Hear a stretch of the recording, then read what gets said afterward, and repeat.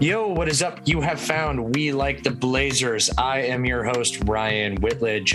Sans Brandon, yet again, he is busy with his master's program. But in the meantime, I found the fourth best Steve in my life behind I'll take it. Behind Steve Martin, Steve McQueen, Steve Carell, and Steve Ballmer, just because he's got a lot of money. Steve Dewald, how you doing, Steve?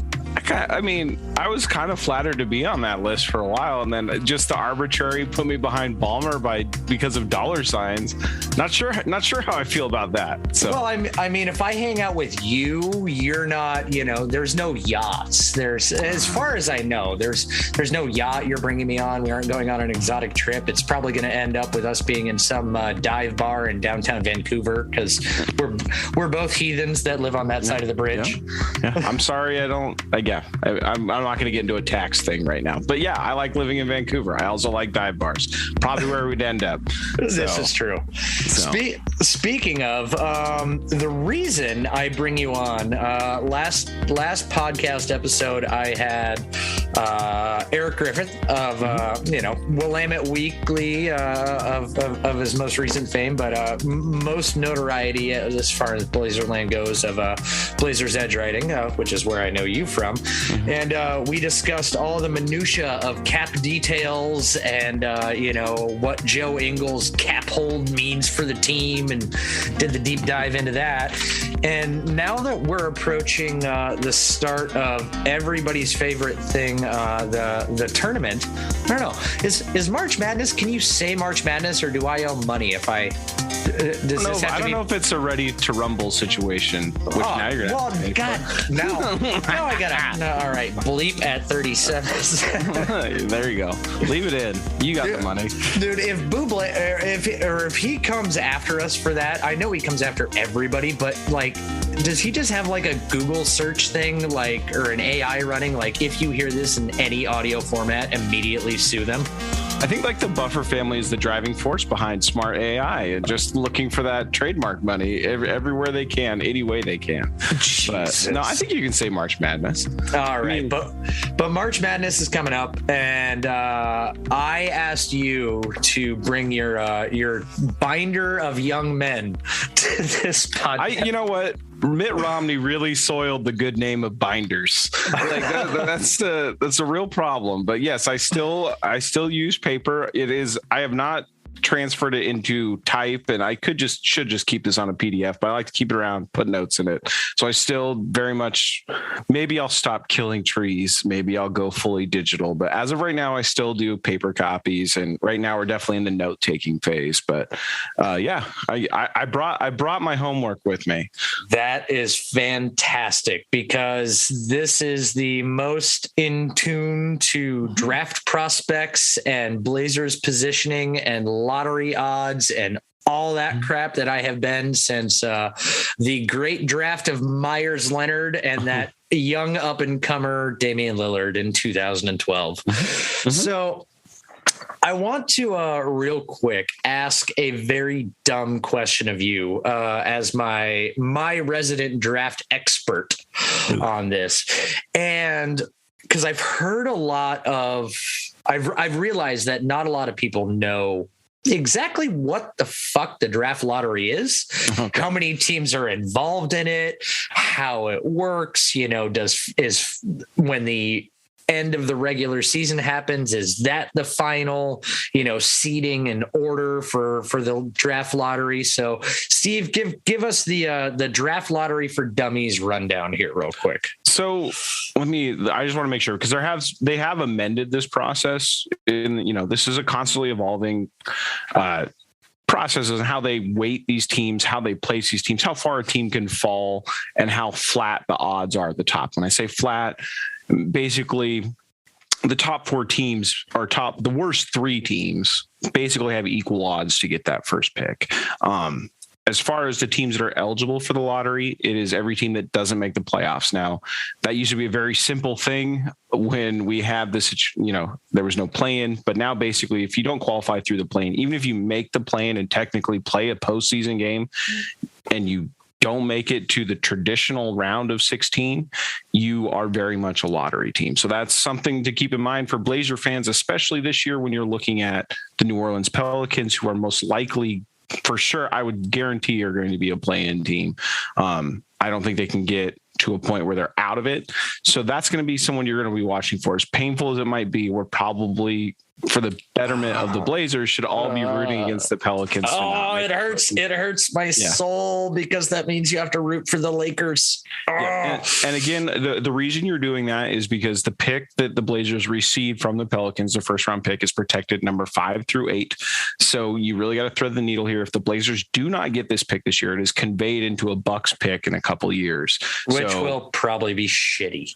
Yeah, you would assume that the Bucks, with as young as Giannis is, even though it feels like he's been around forever, that pick is probably going to be pretty good. So, it's still a tradable asset down the road, but still, I think if you're the Blazers, you'd much rather have 2 picks in the lottery this year, especially if the Blazers kind of fall out of that top range and maybe you want to move up a pick. Maybe they can use 2 and get 1. Maybe it all depends on the direction they want to go with this team. Like, Eric really talked about, even though there is this illusion of a lot of cap flexibility, I mean, it really disappears quickly.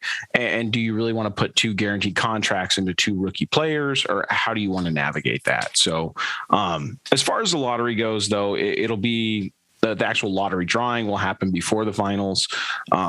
The Blazers will send a representative to that process. I don't know who exactly they'll send. I believe Drew Eubanks. That's my call. Drew Eubanks. Okay. I don't know who was there for the Dame year, but I know Dame went for the next year that ended up being the pick that got CJ McCollum. So I don't know who will be the player this year.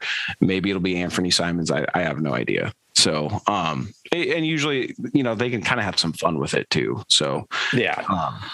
And then that's basically 101 for the lottery. I mean, I'm not going to go into like the exact percentages, but basically it's tiered.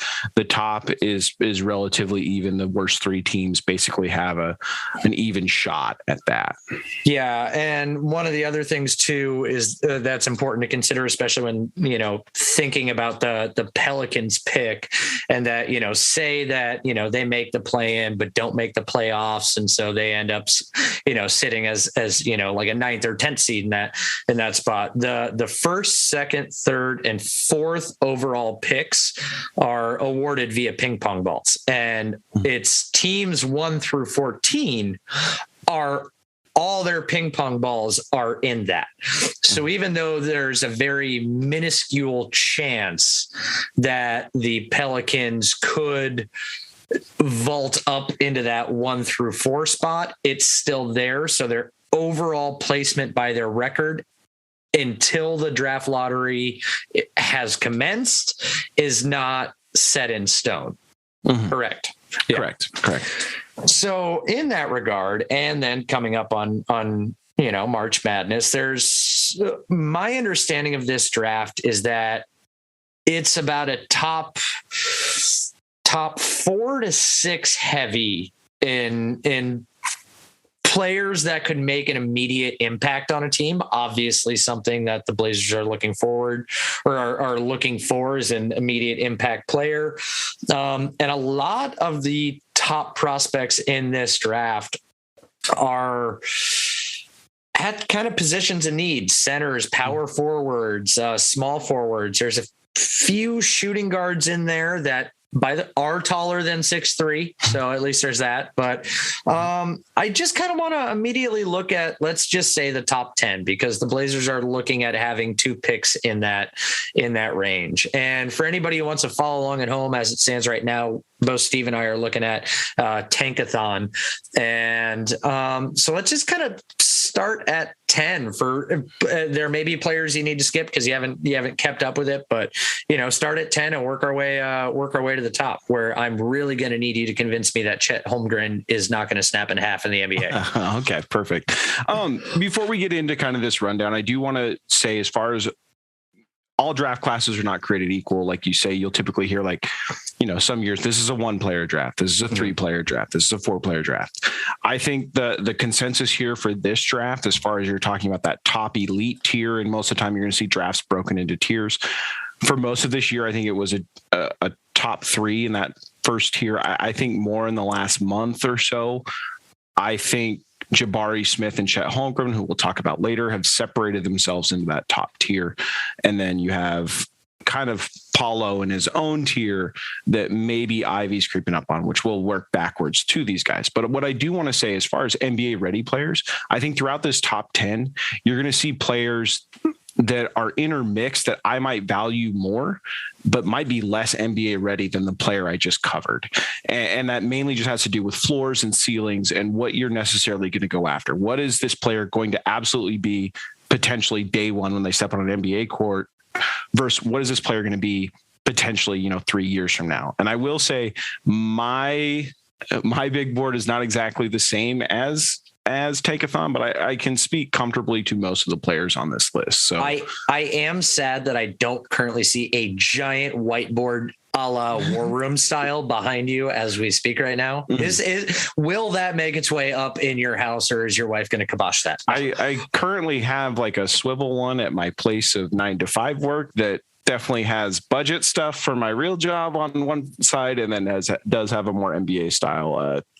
I usually use a whiteboard on draft night, and I will take it home with me and not use it just on my lunch breaks.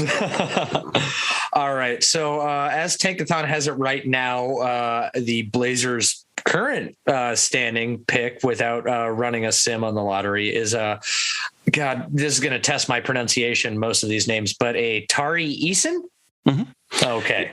Yeah, so Tari's an interesting player. I think a lot of these, as far as who you're going to see in the tournament, we're going to see if we're going to see Tari Eason in the tournament. LSU not that good. They're right there on the bubble. I think we're going to see them potentially. I assume there's an NIT again this year. If there is an NIT, I would assume you're going to see him playing that. There is. I did check up on that. There will be an NIT this year. Okay, go Ducks. There you go. So Tari is a transfer. He went to Cincinnati last year, but before that, he is a Northwest guy. He's from Seattle, went to Garfield High. So there is a little bit of Northwest route here. He is kind of that swing forward. He doesn't quite have a full NBA body like we're going to talk about with a few of these other guys, but really stepped into a good situation in LSU. His points per game doubled last year. He does a lot of things. He's not a real floor spacer as of right now. So if you're looking for that as a forward, a modern forward who can play both the small forward and power forward positions, he's not quite there. His free throw percentage, which you're going to hear me talk a lot about free throw percentage when we talk about ceilings for these guys, is developing into shooters, because it does sound counterintuitive, but that is one strong indicator that they have found that translates from college basketball to the NBA is that free throw shooting. So if you're shooting, above 75%, there is some indication that you are going to develop into a shooter at the next level. And that, I think that just has to do with touch, form, shooting ability. You even see that in the NBA too, where it's when players are in a shooting slump or whatnot, it's if they can get to the line and quote unquote see the ball go through the hoop kind of thing. So for lack of a better term, if a guy is better at being able to see a ball go through a hoop, then you're going to assume that he's better. He can be a better shooter. So I mean, really, Tari, there's a lot I want to see. There's a lot I think he's going to benefit from being in individual workouts and playing against some of these other guys that are right around his size. As far as players physically where he fits a mold, he's going to very much match up with a couple other guys that we see a little further up this list. Just to be clear, so that's number 10 on Tankathon. I would probably slot Benedict Mathurin into that position, who's the Arizona guard. That's more likely who I would start with as my number 10. And not to deflect too much from Tari, but as far as Mathurin goes, he is a second-year player at Arizona. He has stepped up with more production, more ability to play. His per 40 numbers are pretty similar year over year. So that means he's doing a lot of the same things on the court, but he's 6'7". He's a shooting guard. So, I mean, he's a guard with size, something we're not used to in Portland, but he is a 3-level scorer. His efficiency numbers don't jump off the floor, like off the chart, like crazy, like some of these other guys we're going to see. but he's a 38% 3-point shooter, and he takes a lot of modern 3-point shots. So I'm talking about pull-ups. I'm talking about fast moving off the screens, with the ball, off the dribble. Like, he has a full complement of NBA scoring ability. He's not afraid of contact. He'll get downhill. He's not incredibly explosive. I think if he was incredibly explosive at his size, he would be, a top 3, top 4, top 5 pick. But he very much has a physical profile of being someone who can develop into a 3-and-D player. Obviously, some of the defense has to catch up, but he has benefited from the new coaching staff in Arizona this last year, that Gonzaga system going down there. So I really like him. I think he's someone that if the Blazers, with that Pelicans pick, if it does fall in that range and he's there, that's someone I'd love to see the Blazers pick up. I think he's someone who should absolutely be on their radar. He is, like I said, a second-year player, so he isn't as enticing as some of these, freshman players or guys that are coming straight and maybe out of the G League Ignite program. But he has got a ton of upside still, and his size is just something that I think Portland would welcome. So, and for anybody freaking out, going, "Oh my God, not another guard!" Cronin has already come out and said, he didn't necessarily give like the asset management or asset acquisition lines that we've heard from Olshey in the past, but he has said we will take the best available player. And so if they are looking to make moves, drafting a strong up and coming guard is not necessarily the end all to be all. If you can turn around and package that, say to, Detroit for Jeremy Grant, and they have somebody that they can possibly have be a tall, good running mate next to Cade, those kind of things. Now, I do have one quick question before we move on to the best named player in this draft. What's the biggest difference? Because you look at Benedict and he's 6'7", but then Tari is 6'8". And they just completely skip this, small forward position. Does that have anything to do with like how basketball is becoming slightly positionless, or is it more like, okay, well, Tari's, built like a tank, so he's a power forward, or like, how do they, it's an inch difference yet? I think it's just positions. It's kind of the areas that these players operate in. Like Tari is very much a post player, or what we would consider a traditional post player. That's typically who he's guarding and typically where he operates on offense. I mean, his stats reflect that as well. As far as Mathurin goes, he is one of those players who is kind of that, that shooting guard of days past, where he is very much a slasher attacker, does a lot of stuff on the perimeter. And I think that's where that distinction comes from. Okay. Really this whole class, you're not seeing a lot of that true small forward listing, even though I think, Mathurin, Eason, and a couple other guys we're going to talk about later are all players that I think if their development takes them in that direction, they could probably be NBA small forwards. Okay. So the next guy up on Tankathon, number 9, as I precluded to a little earlier, the best named player in this draft, Ty Washington, coming point guard out of Kentucky. I don't think the Blazers need a point guard. So I would say Ty is one of like the true point guard of this class. So if you are looking for that type of player, a team looking for that player, I think he is the top of that list. Now, granted, a lot of the times you don't see player or teams drafting for specific positions, but if you really were hurting for a point guard, he is that type of player. Now, the thing about Ty is he has reclassified. He is 20 years old as a freshman, so he is a little bit older, even though it does say freshman next to his name. He doesn't really blow you away as far as efficiency goes, as far as a 3-point shooter goes. But what he does do is he takes care of the ball. And he takes care of a ball in a high pressure situation where he's thrown in with a bunch of new teammates, as Kentucky always does. And I mean, this year, 4.1 assists per game going into this SEC tournament, and only 1.6 turnovers. So like really just does a really good job of running the offense there.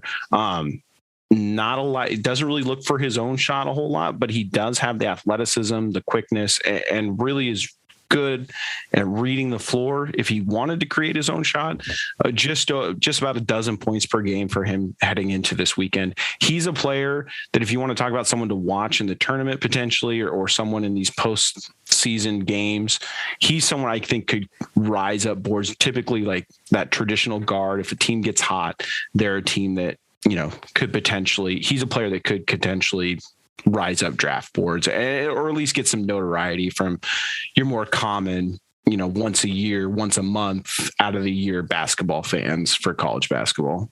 Yeah. And then one other real quick important caveat, and for anybody following along at home that wants to do that, because I know there's your per game stats in college right now, and everybody has to remember that's 2 20-minute halves. And so it's kind of like if you want to see how that translates to the NBA per se, looking at a per 36 minutes is a little more translatable. And so as far as Ty, I think you said he has 4.1 assists or 4.2, somewhere in that range. The per 36 on that ends up rounding up to 5.1. So as far as if you want to just like, hey, how would this stat compare to the NBA? Don't be like, oh my God, only 4.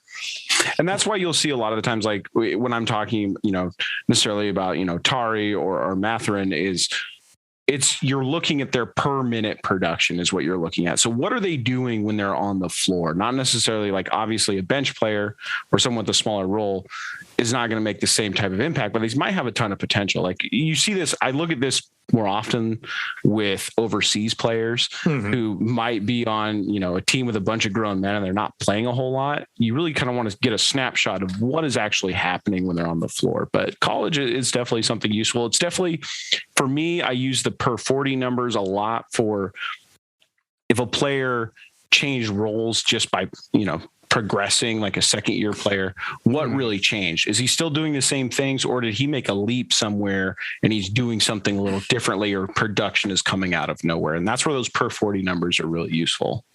Yeah. So next guy up on the list is hey, they have them listed for the Blazers. This must be the Blazers' actual pick. There we go. Johnny Davis, a shooting guard out of Wisconsin, 6'5", sophomore. Again, everyone's going to freak out. Go, oh my gosh, guard! But then again, if the Blazers land a good pick and then just have a pick to trade, it is important to consider these guys' body of work for them being a possible trade asset, not necessarily somebody they're going to keep. I think, just as a Blazer fan, I think what you do is you draft the best player available. I think history has showed us that you don't do the other thing. So you don't want more Zach Collins, but he was a foundational building block. Obviously, Sam Bowie is the ultimate here.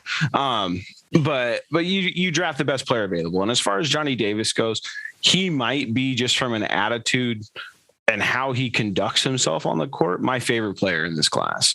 He is full of swagger. He's a second-year player at Wisconsin, which is also worth mentioning. He is a player who has stepped into a bigger role.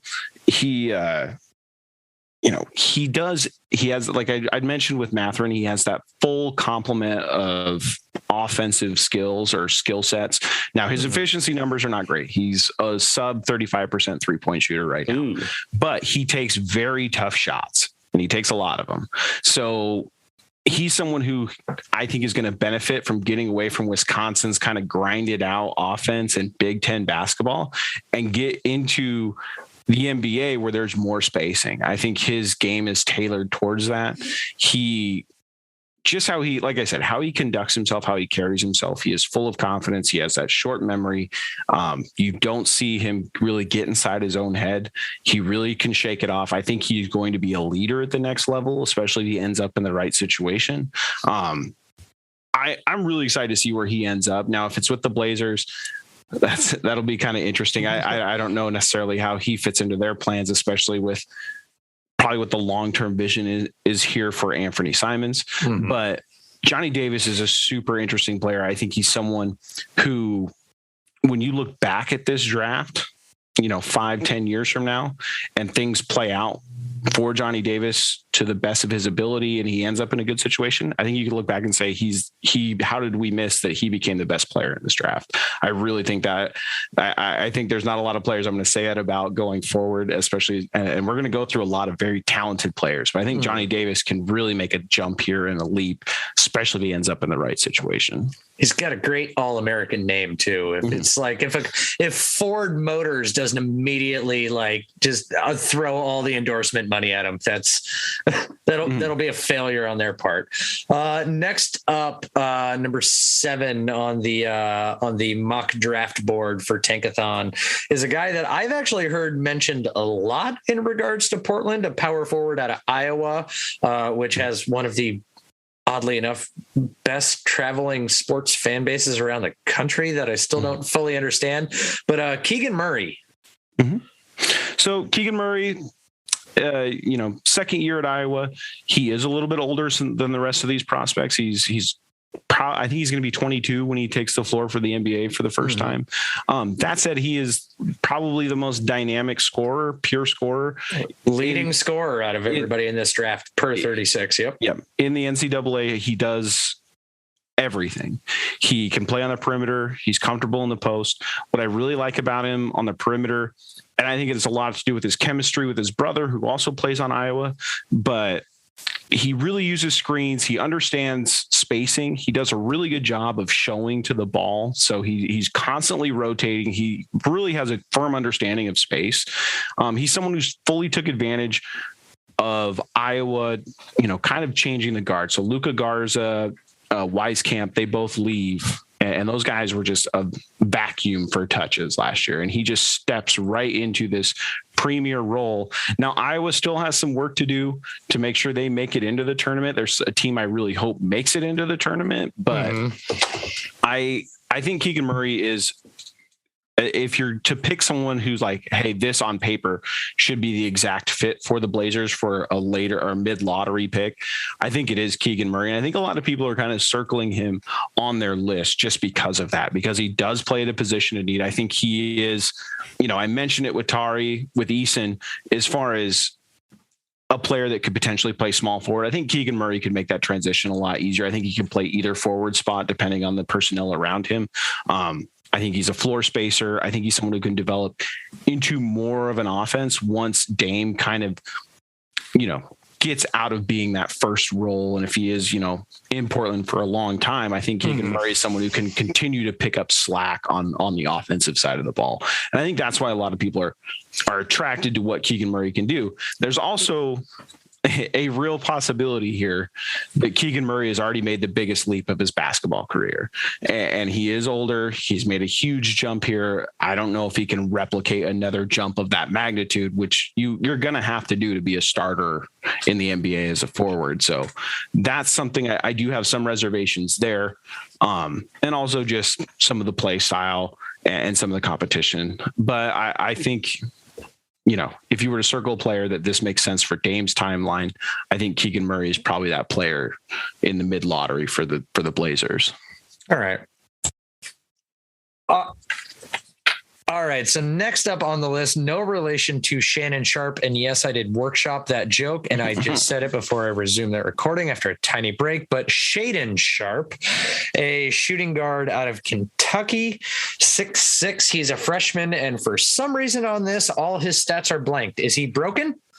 That is because Shaedon Sharp did not play this year. So he's 6th on the draft board, according to Tankathon. So this is a player who I would be fully confident that if the Blazers were in the same position and Neil O'Shea was the GM, this is absolutely 1000% the player the Blazers would take.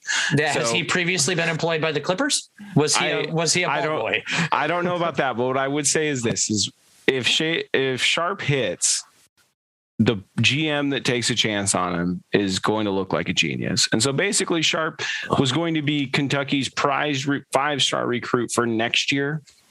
He ended up reclassifying, was flirted with going through the G League route and just never really panned out. He's kind of doing the Darius Baisley approach from a couple of years ago. So he's basically just not playing this year. That said, that is just not the craziest thing about him and his profile, as crazy as that sounds. So he went from basically a 0-star recruit or a single-star recruit to a 5-star recruit in a matter of months. So this is just lightning in a bottle here. Like, he is super dynamic. I think if he would have played, and he is some of what people say his potential could be, you're talking about him being in the top 3 of this draft. He is got a ton of length. He's supposedly a slasher, supposedly just a 3-level scorer, and he's young. He's only 18 years old. that said, there's just not a lot of film. I just don't have a lot to say about it. Like, all I have to say is, every scout who's watched him is kind of astonished that he went from being basically completely off the college radar to being a 5-star recruit to now, without playing a minute of college basketball or in the G League program, is now, a lottery pick or a projected lottery pick. I think a lot of teams are going to be really hopeful that they can get him in workouts with other prospects. Mm-hmm.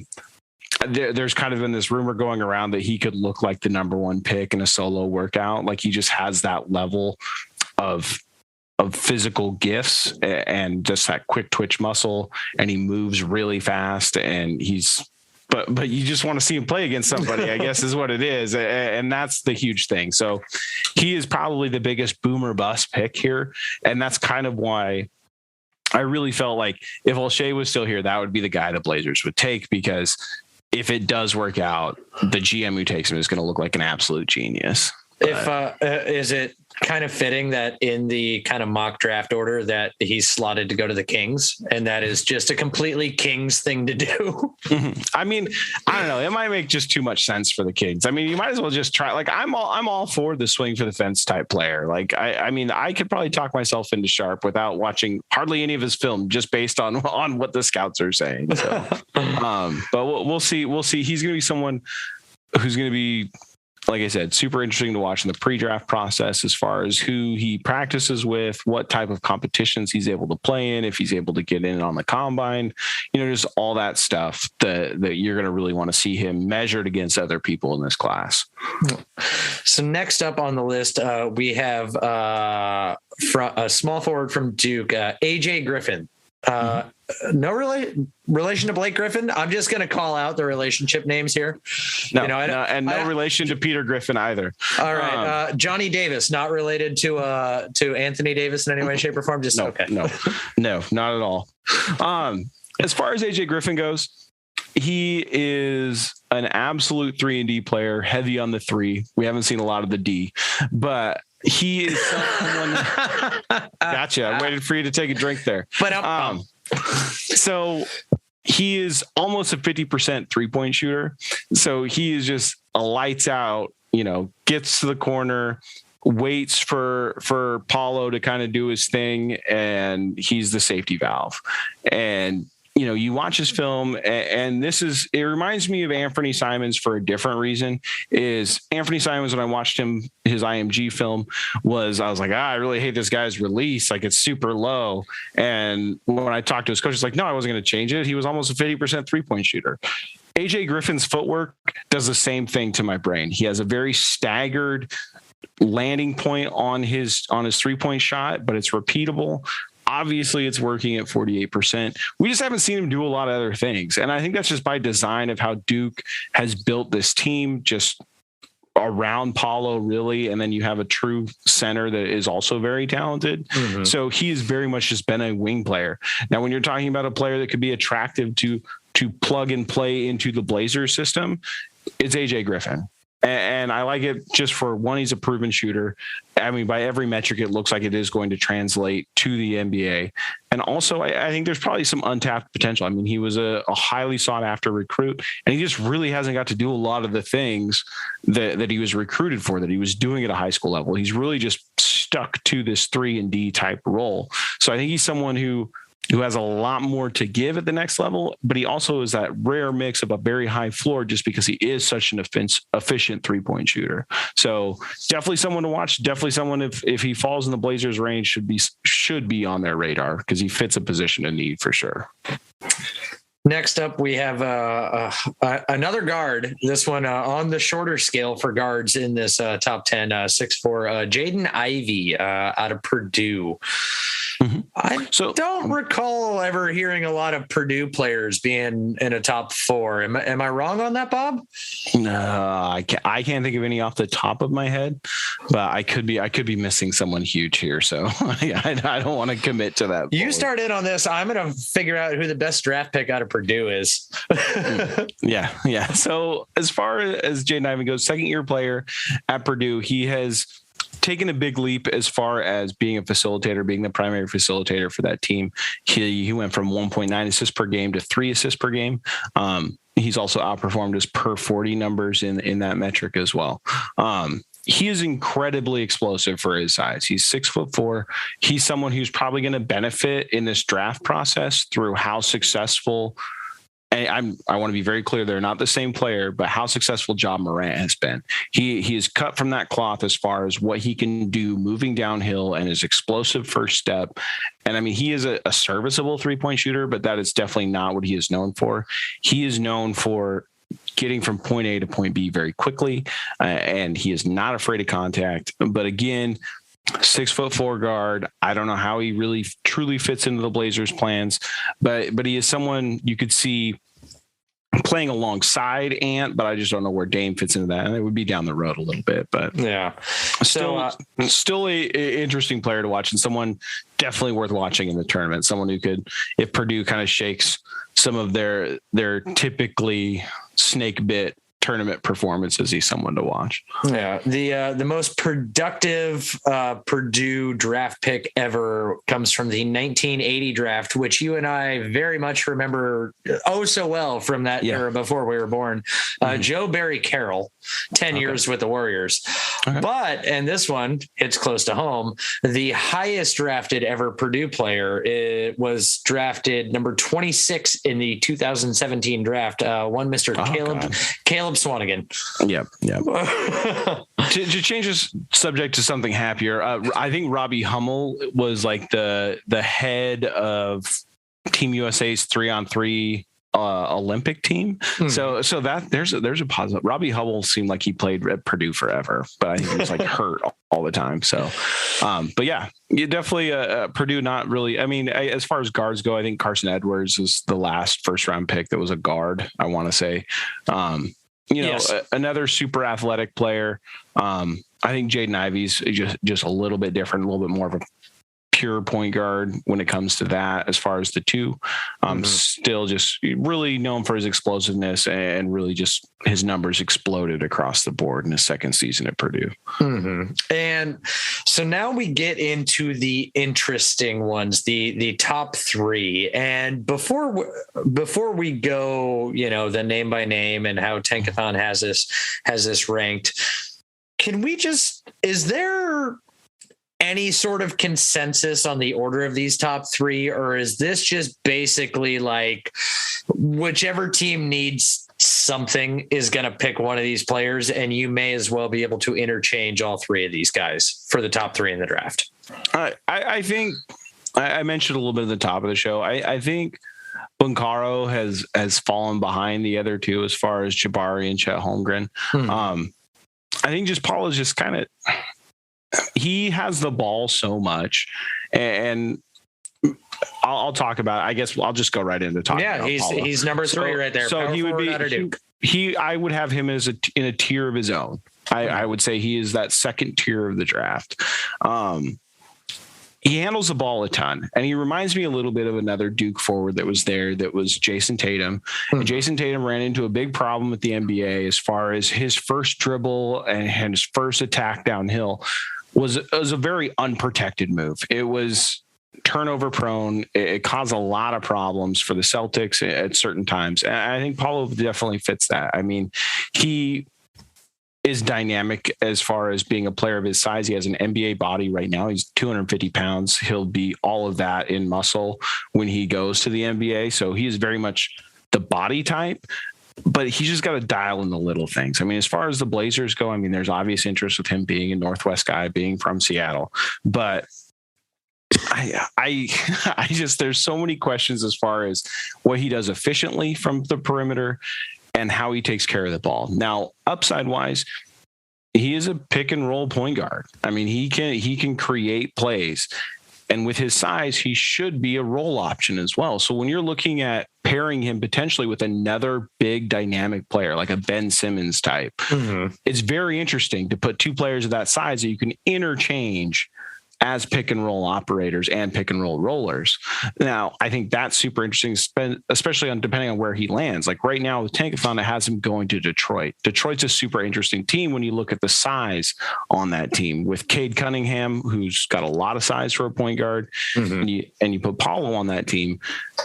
It gets enticing. Those are the type of situations I'd like to see him in. Now, as far as what he would do for the Blazers to kind of bring it home, I just don't know if you want that extra cook in the kitchen. If you have a choice of any of these top three players, Paulo's going to need the ball to learn how to be effective in the NBA. He's not just a spot up shooter. Like that's just not what you want him doing. And you don't want him just being a glorified rebounder. And he's got a lot to show on the defensive end, mainly because he's been asked to do so much on the offensive end for this Duke team, and that could change at the NBA. Maybe if he's not doing so much on the offensive end, he could do a little something more on the defensive end. But I think he has a gap to close with these other two. But if you're talking about a player who could develop into, that LeBron James type star player, I mean, he certainly looks the part. He has the size. He has the playmaking ability if he cuts the turnovers down. But there's still a lot of development there. There's a lot of stuff that kind of scares me about him as a prospect. But let me be clear when I say that, he is definitely ahead of some of these other forwards we've already talked about. He's definitely ahead of AJ Griffin. He's definitely ahead of Keegan Murray. He's someone I prefer over those two players, but there's going to be some growing pains. I would like to see him potentially go to a bad team and be able to go through some pains of learning what it's like, a Houston, a Detroit.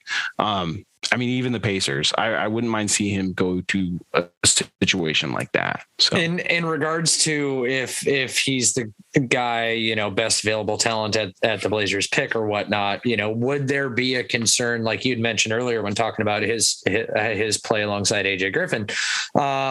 Is there a concern that like a him and Nurk pairing would way clog up the paint too much kind of thing? Or does he have any, like what's his outside or stretch four game kind of? I mean, Paulo, when you watch Duke, he's basically playing the point guard position for large stretches of the game. He operates outside the paint. He operates in the high post. As far as putting those two players together on the floor, yes, their most efficient shooting areas definitely overlap, but Paulo definitely plays on the perimeter. Sometimes to his detriment. But as far as being able to pass and find teammates and really have a feel for the floor, and I harped on his turnover issues, but really, for a player of his age in the situation he was thrown into, he's got a really good feel for the game as far as seeing the floor, seeing what's going on. He just tries to do a little too much off the dribble sometimes. He'd be interesting to pair with another front court player who could pass. And like I said, it comes down to those things of, quick actions, 2-man actions, where those players could be interchangeable. Like a player like Nurk, the player who's going to actually finish that basket could be interchangeable in that situation. And both of them have shown that they can pass, they can make entry passes. But, there's just, I just don't I'm a little worried about what the Blazers, if they're really going to try to build around Dame. I don't know if Paulo makes the most sense here. I think Paulo makes the most sense if you're going to trade Dame and really bottom this thing out and build around him. I think you got to build a team around Paulo, where the next two guys, I don't think that's necessarily the case. I think you can plug those guys into teams. You can build around them, certainly. But Paulo, I feel, is the player that is really talented, but I think you got to build a team that makes sense for him. You got to fill his deficiencies with the players around him. And I just don't know if the Blazers have that right now. And to even take what you said one step further, it's like if you were to trade Dame and build a team around him, I think in that kind of case, you'd have to kind of let Ant go or sign and trade Ant or whatever to fully utilize being able to build a team around him. The next guy is oh my gosh, this is my absolute pipe dream of I have been preaching this for the better part of the entirety of the college basketball season since the amount of Auburn games that I've watched is something that I should not, inform the world about, especially being a Pac-12 aficionado. But Jabari Smith, the power forward out of Auburn, who, depending on the week, is either the number 1 or 2. But as it stands right now on Tankathon's listing, they have him as the second pick in the draft, the 6'10", 210-pound chiseled beast of a power forward out of Auburn, Jabari Smith. Yeah, so Jabari is, to be clear, I mean, we're going to talk about him number 2, which I'm totally fine about talking about Chet in the number 1 slot, but Jabari is the top player on my list. As he is in my heart. Yeah.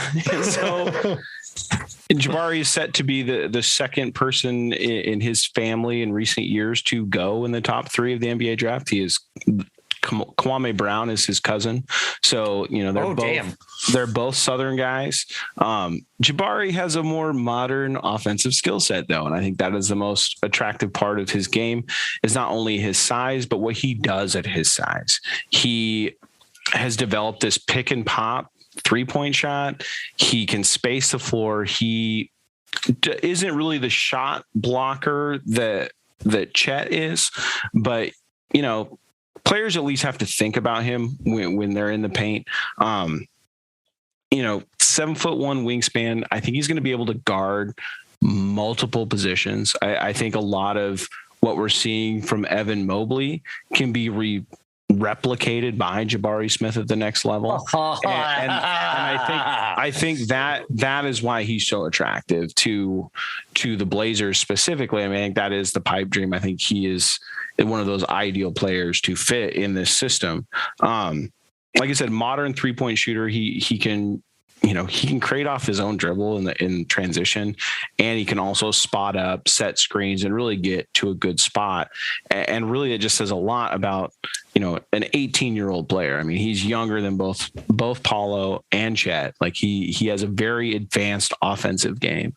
There are going to be some learning curves, but really, I think the thing I like about him the most outside of his 3-point game is he doesn't waste dribbles. And that's something that drives me crazy about post players, is for no reason, especially young post players, they'll put the ball on the floor before they go to finish. You don't see Jabari do that. He will, whether it's on a roll or whether it's on a rebound, his gather is very quick, and then he's back at the rim. He doesn't take chances. He doesn't put the ball out there for a turnover. And I think that's just such a huge skill for those young players to have. And we see that occasionally with Nurk. We definitely saw that kind of stuff, back when Ennis was, they go up, they get a rebound, they come down hard with this dribble, and then they just absolutely freaking lose it. So, and just, I mean, I do want to backtrack a little bit about his 3-point shooting. It's not like it's just a novelty act for him to take 3-point shots. I mean, he takes 5.3 3-pointers per game. I mean, that is a healthy amount of his shot share. He takes high percentage shots. He doesn't take dumb shots. Another player that could absolutely, really capture the imagination of every basketball fan through March Madness if Auburn is able to put together a decent run here, which, judging by their post players, I mean, they have another, their center is also going to potentially be a first round pick. So there's a lot to like here. And I think also that's also something to keep in mind when you're thinking about Jabari Smith and Chet Holmgren to a large degree too, is both these players have played with traditional centers, and they're both have been comfortable operating as a power forward. So if they, the ping pong balls fall in favor of the Blazers, these top players are both guys that can definitely play alongside a player like Yusuf Nurkic if he's in the long-term plans for the Blazers. So the next up on the list, us sitting here in our upper corner of the Pacific Northwest, we know this team well. The center from Gonzaga, Chet Holmgren, and I'm gonna let you start, and then I got some questions about this man and his diet and lifting regime. And so this sounds so stupid because everyone's just been mesmerized by him for the better part of a freaking year. Sell me on Chet, please. Okay, I think the first thing you have to do when you're watching Chet Holmgren is really just you got to get past how skinny he is. I can't do it. It's going to be a lot of your questions, but really, like, Kevin Garnett was really skinny.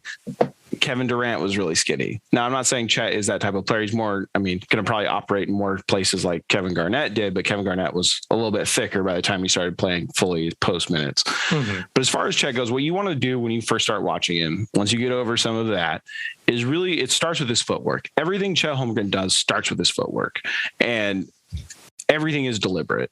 He is, as far as being a shot blocker at the level he does it, he has pretty elite company. The only player you can really compare him with in recent years is what he's doing and for what he means to that team is Anthony Davis. And when you look at that, his per 40 blocks and fouls, 5.3 blocks per 40 minutes, only 3.5 fouls per 40 minutes. Anthony Davis was 5.8 blocks and 2.4 personal fouls. Not as good as Anthony Davis, but still, we don't see players do that on that level at that age. And Evan Mobley, 3.4 blocks, 2.1 fouls. Those are his per 40 numbers. And then kind of the next traditional center in this draft is Jalen Duren, a player we didn't talk about, Memphis. Just by comparison, where, there are tiers to this thing when you're looking at center. So Duren is 3.5 blocks, 4.3 personal fouls. So he's upside down in that average. Yeah. So as far as Chet, when you look at his footwork, how he measures space, how he avoids foul trouble, it doesn't start above the waist where, you see the shot block actually occur. It all starts with his feet. He's never out of position. Of course he's going to be out of position sometimes, but for the most part, he slides into position. He avoids contact. He always, if the whistle's going to come for him, it's going to be a very hard call for the official to make. Because he is that efficient. He is that smart with how he gauges movement and creates space. And it allows him to get his arms up that, he's a mile long when he gets his arms out. So when he gets those out, it's easy blocks. Also, when he blocks shots, he's very smart about how he does it. Yes, he's going to have some big time blocks where he's going to put it in the stands, but really he has a very keen awareness of where his teammates are, where Drew Timme is, the traditional center I was talking about earlier. Really good at keeping possessions alive, creating new possessions by getting the ball to his teammates when he blocks shots. And when you're talking about what solidifies him as a number one pick, it's what he does with his feet, how he blocks shots, how he avoids fouls. We just don't see young players do that, especially at that position. Mm-hmm. On the perimeter, out of the paint, how he moves his feet is going to allow him to guard multiple positions. He's basically had to play out of position at Gonzaga this entire year. It's crazy to think the number one recruit went to a school where he was going to be asked to play out of position. And I think it's really benefited how he's going to play at the next level, because I think he's shown that he can play power forward minutes, especially against traditional big men, especially, kind of the way we're seeing this league go with, the Evan Mobleys. We're going to have Jabari Smith and Paulo added to this NBA roster of power forwards that do a lot of things on the perimeter too. I think Chet Holmgren can step out and do that.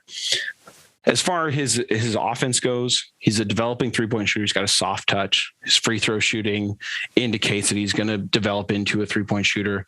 His three-point shot has really come along and progressed throughout this season. He's really ratcheted up in conference play, which that's a whole nother question about, the level of competition he has played. Mm-hmm. But Gonzaga hiding out in their easy cake conference. I would say the West Coast Conference is better than it's been in a long time, though. There's a lot of really good teams in this conference, especially this year. You're talking about a BYU team that's not playing today as we record this. And we're down to, 4 teams in the West Coast Conference. To imagine that BYU is not involved in that says a lot about the level of play that the West Coast Conference has had this year. Have they tried 4 white guys and an Egyptian? Jesus. So, that's a deep cut for. Yeah. So he does offensively. So that's what he does, creating his own shot. As far as 3-point shooting, underneath, he's very efficient. He has a little bit of Jabari in him as far as really not offering up the ball and really is a strong finisher, has a lot of those power moves. He's a big time lob finisher, which is something we've heard Cronin talk about, and Billups, and through some of the reporting through The Athletic, as far as that's something the Blazers would really like to have next to Damian Lillard. Do they know that Damian Lillard is not good at throwing the lobs? Because that's kind of helpful to having a lob finisher. It's a chicken and the egg situation. So, I mean, you got to have someone who can finish those lobs. And I think if it's not Dame throwing them, Anthony has shown that he can throw those type of passes. Nurk has shown that he can find players in the dunker spot. So he's definitely that. He is a big time finisher. He is a good roll man. His field goal percentage reflects that. He takes very high efficient shots. As far as what he can do as a passer, he has played a high-low game all year. I mean, there's no concern about what he can do as far as feeding a big man underneath. And as far as when he's under there, he's had the advantage of playing against some smaller defenders in a lot of situations as more teams throw their size at Timmy with the Zags. He's really good at sealing off smaller defenders and getting to the basket. This is not, I hate to kick someone, a former Gonzaga player, but Zach Collins could not do this. Zach Collins really struggled with taking advantage of smaller defenders. That is not an issue that Chet Holmgren has. I know when you look at him physically, he doesn't strike someone who is dominating underneath, but he definitely... I feel as though I could take him. He's got a foot and an inch on me. Yeah, he takes advantage of smaller matchups, and that is encouraging, especially with size. Now, concern is, when you do watch those BYU games, when he's playing against basically grown men in the post, he does hit the floor. But when he does hit the floor, it's not like this clumsily, like caught from behind. It's kind of like Barry Sanders. Barry Sanders never took a big hit in football. I mean, he got tackled a lot, but he was always moving with motion and avoided those big injury causing hits. And it's also how to fall. Kind of like in football, it's important that when a quarterback knows how to slide, those kind of things. Like you're going to be able to avoid. Things are going to happen. You're going to get hit. You're going to get touched. You're going to fall, but you know how to do it to save your body. Yeah, and I mean, Chet definitely has hit the floor more than you would like. So I do see the concern there, especially in those BYU games. I mean, Santa Clara always poses an interesting test for them in West Coast Conference play as well. But really, he is a super physical player. I know he's skinny. I would assume he's going to be able to add weight at the NBA level. It might not physically transform how he looks, and is he always going to be a lanky player? Probably, but he could definitely get into that Kevin Garnett range. I mean, if not, I mean, he has all the tools to be a Kevin Durant type player, and both him and Jabari do a really good job. Jabari's better as far as keeping the ball high the whole time through the shot form, but Chet does a pretty good job. It's not as pretty as what Jabari does on offense as far as shooting goes, but these guys know how to use their size, especially when they shoot, and it's going to be really hard to contest their shots at the next level. So I don't think you can go wrong with Chet or Jabari, though. So I'm interested to hear if you have any concerns that I didn't cover about Chet Holmgren's game. No, you didn't talk about that. He needs to eat more food and hit the weight room. But I guess the biggest thing with me, or for me with him, has he had any injury injuries so far this season with Gonzaga? Nothing, even for a slight frame? No, nothing of note. I mean, and I mean, he's played big minutes for Team USA's under 19 teams, under 18, under 17 teams. So, I mean, he's played against big competition. I mean, he holds his own. I know it doesn't look like it, but when you watch him, he is not afraid of contact, and really he doesn't. If he does concede ground in the post, he does it with a purpose. He's baiting you into a shot block, and I'm trying to get you to spin a certain direction so he can go to a strong side, those kind of things. Yeah. I mean, just he gives you a false sense of security sometimes when he gives you a little space down low. So I think as far as someone who could really improve his stock and solidify himself as the top pick, it's him in this tournament. When he plays against some of these bigger players, I think if he can hold his own, I think he's going to be fine. Now, to be clear, Gonzaga's last loss against St. Mary's, they definitely found a way to really irritate Chet Holmgren in that game, and we saw how that resulted for Gonzaga. So I think you're going to see that again in the tournament. Mm-hmm. But with Coach Few and how smart that team is, I think they're going to know what's coming, and I think that's going to really benefit Chet going forward. All right, the two very Blazer centric questions. So if they, do you see any world in how this kind of top 10, top 14 is playing out in which the Blazers are able to keep the Pelicans pick and their own? Well, obviously they'll keep their own. There's something has gone either horribly right or horribly wrong if they don't get to keep their own, but in which, it makes sense to package them up for, say, a Jeremy Grant type player. It was rumored around the trade deadline that the Pistons wanted, 2 first-round picks. Is there any combination that would make sense for Jeremy Grant in this, in which you give Detroit, 2 picks, or are we more looking at, like the Blazers hopefully getting a top 4 and then maybe being able to trade like a number 7 for a Grant kind of thing?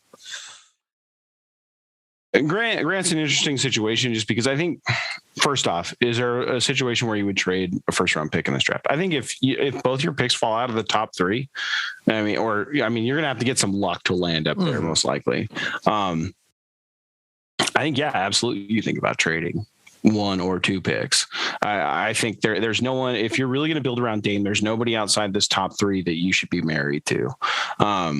Especially if the right role player or the right player with upside presents themselves. Mm-hmm. I know that's not like a super because the top 3 are players you can for sure plug and play into a system with Dame, with the team, as we've so far seen it start to be assembled. That would make sense to be able to get the Blazers to for their floor to at least be what they've been and their ceiling to at least possibly be a little higher. I think more so, yes, that's some of it, but I think it's just the top 3 in this draft have the upside and the skills to drastically change the trajectory of your franchise. Mm-hmm. I think if you land in that range, outside of, like I mentioned, Paulo, I think you kind of got to build a team tailored to him. But with Jabari and Chet, you can plug them right in. But Paulo is someone you can't pass on. You got to at least figure it out. Mm-hmm. Now, as far as what you could potentially offer the Pistons, they're kind of weird because I think the ideal trading situation for the Blazers is to find a team that really wants a guard if they fall out of that top 3 and you get into the Sharp, Ivy, Washington, Mathurin, some of these other guards that teams might really take the bait and jump. Johnny Davis in there as well. Yeah, players that teams might move up to get a guard there, and that's where the Blazers could be in the driver's seat with 1 or 2 of their picks. But the thing with the Pistons is I don't really see any of these guards that they're going to be leaping at to go get. I don't really see any of these players. Maybe, I don't know. It just doesn't make sense. That's when you have Cade is going to be your focal point of your backcourt for years to come. There's, maybe a Jaden Ivey makes sense next to Cade. Maybe a Johnny Davis does, but like a Ty Washington, a true point guard, doesn't really make any sense. Yeah. It doesn't make any sense for the Pistons here. So the long way around it is, the Blazers should absolutely consider trading any pick that falls out of the top 3. Now, would I like to see them put both picks into the trade? Probably not, unless it's for like a really, really great player. But if they draft someone outside the top 3 and that other pick is also outside the top 3, I can see them, pivoting towards seeing what veteran players are out there, especially if there's someone that, a team really likes. Maybe there's a team that really drinks the Sharp Kool-Aid and really wants to take a crack at him. That might be the player that the Blazers generate value with that pick. Nice. Is there anybody desperate enough? Do you think, like, given that the franchise potential of the top 3 in this draft with Chet, Jabari, and Paulo, is there anybody dumb enough that could fall in this range that would be willing to take, 2 picks further down in the draft for the Blazers to move up? Nobody's stupid enough to do that. I mean, you're shaking your head with disbelief. There's always somebody. I mean, you just got to find the right team. Yeah, but the Knicks are projected to be 9th. If they were in the top 3, I'm like, you got a partner. It's there. Or the Kings, or there's some teams that you could potentially, have made some questionable decisions in the past. I mean, I'm never going to say never. I mean, mainly because we've seen some dumb shit before. We've seen what happened with Luka. We saw him slide down the draft board. We saw a deal between the Hawks and the Mavericks, which ended up working out for both teams. But I just don't see. I think there is a firm first 2 tiers, as I put it, or a lot of people view it as 1 tier, that you're just not going to trade out of in this draft. Unless the deal is like insane. I don't think 2 picks in this draft a little further down are going to get that type of deal done. You're probably looking at trying to put other assets into that deal. And I just don't think, unless you're really going to move on from Damian Lillard, I don't think the Blazers quite have the firepower to make something like that happen on draft night. It seems kind of similar to last year with the Warriors, when they're sitting there with like the 7th and 14th pick, and people are like, oh, why aren't they packaging and moving it up? And we're like, well, those, I mean, yeah, sure, they're lottery picks, quote unquote, but they're not worthy enough to move up. Nobody's going to take that crap for this. So, last fun little draft question, and then we'll move on to a smidgen of tournament talk, because this ran a little long. But who is your ultimate sleeper out of everybody that's in, your big binder of young men that you have Stop calling it that. Well, I held myself back because I was going to say the Trailblazers tickle trunk of young men that Steve likes was going to stop. I think like who's your Draymond Green in this draft for the ultimate comparison? I like Blake Wesley out of Notre Dame. I think he does everything. I think he plays scrolling. He plays a lot of defense. He does everything on offense. He can act as a facilitator. He can play off the ball. He's not the most efficient player in this draft, but he kind of plays that everything role, very similar to like what Pat Connaughton did for the Irish. I mean, he plays basically kind of free safety on defense. He can guard post players. Or certainly isn't afraid to go body to body with them. He had a big game against Florida State last week. If Notre Dame gets in a good spot in this tournament, I think he's someone everyone's going to really pay attention to, especially if Notre Dame can win a couple games in a row. I mean, he's got a lot of talent. He's just got to get hot at the right time. And I think if he does that, I think he can rocket up out of draft boards. I mean, right now, Tankathon has him in the second round. I've seen him mocked anywhere from, 18 back. So he's someone I really like. Another player who actually, ironically, Tankathon has the Blazers selecting in the second round is J.D. Davison. Another type player, spark plug type guard, probably the best hair in college basketball, if you ask me. Just a dynamic point guard. Wait, from one bald guy to another. What was his name again? J.D. Davison. J.D. Dave. Let me see. I gotta see when he's wrong. Oh dear Lord. Yeah, so he kind of has like a Dragon Ball Z type vibe going to him. Yeah, but, he's Goku on his way to Super Saiyan. Like his eyebrows just changed and his hair color changed, but it hasn't stood up yet. Yeah, so he's another player who I think very similar to Wesley as far as if Alabama gets hot, goes on a run. I think he's one of those players who's going to be contributing to that. He can score a bunch of points very quickly. I mean, I'm not just saying this because I watched him absolutely eviscerate Gonzaga earlier this year. I mean, he's done it a couple times. I mean, he is, that very classic, Jordan Clarkson type third guard that is going to serve a purpose in the NBA. I could see him having a very good career. I mean, he's probably not ever going to be your starter, but if he's your sixth man and he reaches his potential, I think you got a very useful player on your hands. Nice. You going to be at the tournament? You going to be there any time at the 17th? You got your pass or your tickets yet? I do not. I'm kind of just making sure that there's a certain team that is definitely going to be in Portland that I believe they're going to be. And then I'm going to beg to a few of my friends that may or may not know how to get tickets and then see what happens. But it's very, very expensive to go to those. And I don't know. I'll have just as much fun watching at home and being able to watch all the games kind of simultaneously, although I'll be focusing on one, as you probably deal with as well. I am currently looking into either a VPN or a changer, or I'm just going to have to drive to Jansen Beach a couple times a day to make my sports bets. But as a person who regularly finds himself working in Beaverton, Gresham, and Portland, yes, yeah, it's I cross the bridge and my lunch break is spent perusing. Sadly, most of my Anthony Simons over points bets have been thwarted. I got one good one in there. I got a Anthony Simons over, Josh Hart over very early, and that definitely paid off some of my other errant sports bets in the recent weeks. I made a killing on All-Star Weekend. Oh yeah. No, you had Cat, didn't you? For the 3 point.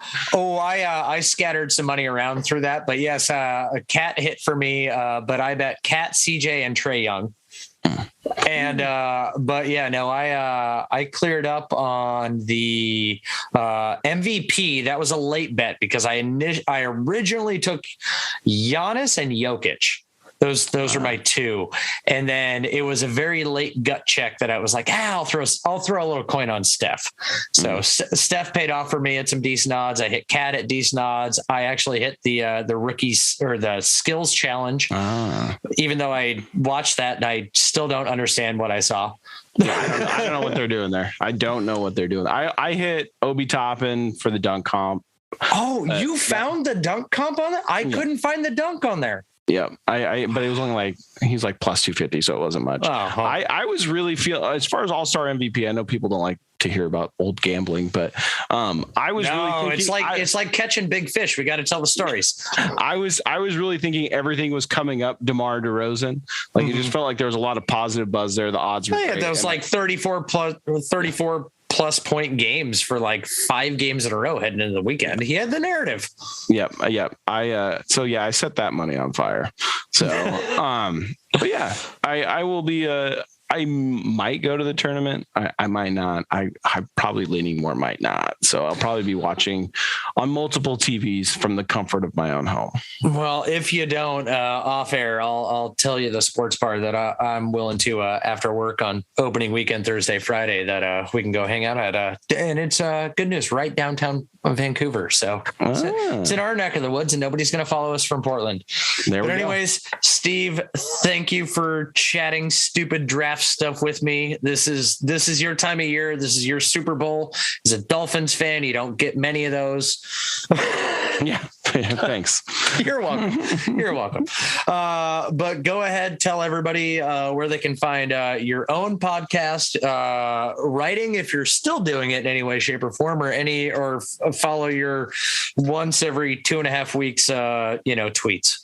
Hey, I have been very active with criticizing Dwight James recently. I've been coming up with some very good memes that are all Dwight James. Is his new job just to piss everybody off? He's not employed by any sports medium. Everyone keeps calling for him to get fired, and he loves telling everyone, "Fire me from where?" Ha ha ha. I'm like, I don't know your couch at this point. You're just he's getting his jollies off of just what can I do to set Blazers world on fire today? Yeah, I do tweet occasionally. I probably will through the draft, as far as letting people know where to watch these prospects, especially through the tournament. But yeah, you can follow me on Twitter at Steve D Hoops. Like Ryan mentioned, I have my own podcast now with my co-host Brian Wilcox. It's the Church of Roy. You can find us wherever you get your podcasts. The best named podcast on the market. I won't lie. It would only be one upped by if there was a Church of Andre Miller that Evan started or something like that. But Church of Roy, one of the best named podcasts. Thank you. We are definitely a huge Brandon Roy enthusiast. So that's where my podcast is. I will be doing my typical Blazers Edge writing when the draft we ramp up draft coverage, which will be sooner rather than later. For the number one most popular, least hated fan blog website in the Portland metro area. Never has caused any bit of controversy at all. Yeah, just a little dicey there. But there's a staff there that I haven't really been incredibly active in the last few months, mainly just because of work and like Brandon going back to grad school. So I'm doing that whole thing, but I can't stay away from the draft, and I will be there. I'll be doing profiles. I will write as much as Dave will let me to write, and I'm hoping that will be a lot. Knowing Dave, I think you have carte blanche. Yeah, so I'll be looking forward to doing that. You can, like I said, go to Blazers Edge, read some Dave Deckard articles. I heard they're real popular right nowadays. So they get the clicks a flowing. Yeah. So anyway, follow me. I appreciate you having me on the show. I will always enjoy talking about the draft. Maybe later we can talk about some second round picks once I get my list fully put together. God, that is a deep cut. Yeah. I am more than willing to put together an entire podcast around the second cut, the best second round prospects on the board. There you go. I'm more than willing to do it. So, all right, Ryan, I appreciate it, man. Thanks for having me on. All right, Steve, thank you.